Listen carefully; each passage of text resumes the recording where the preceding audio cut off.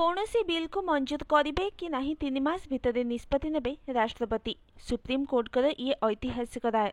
इतिहास में प्रथम थर लगी राष्ट्रपति समय सीमा धार्य कले सर्वोच्च अदालत। कहले कौनसी राज्य विधानसभा पारित होगा पर राज्यपाल तरफ तर्जमा आसीथिबा विधेयक उपरे सर्वाधिक 3 मास भितर निष्पत्ति नेबे राष्ट्रपति।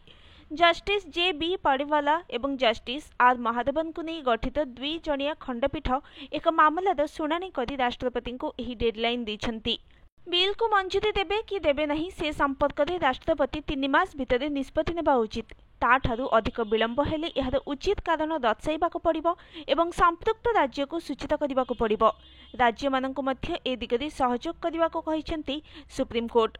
तमिलनाडु सरकार पक्षरु दायर याचिका उपरे राय दे यह कहिसेंती सुप्रीम कोर्ट। तमिलनाडु विधानसभा पारित 10टी बिल को राष्ट्रपति विचार पर पठा जाइथिबा दर्शाई संरक्षित रखिथिले राज्यपाल आर एन रवि।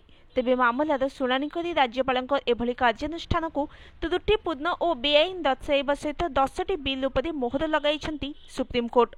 एसत बिल को स्थगित व संरक्षित रखापी राज्यपाल अधिकार संपर्क में उद्दिष्ट संविधान धारा 200 एवं बिल संपर्क में निष्पत्ति नेबापी कौन समय सीमा उद्दिष्ट नथिबा धारा 201 उपरे सुप्रीम कोर्ट टिप्पणी रखिछंती। Bureau report news today.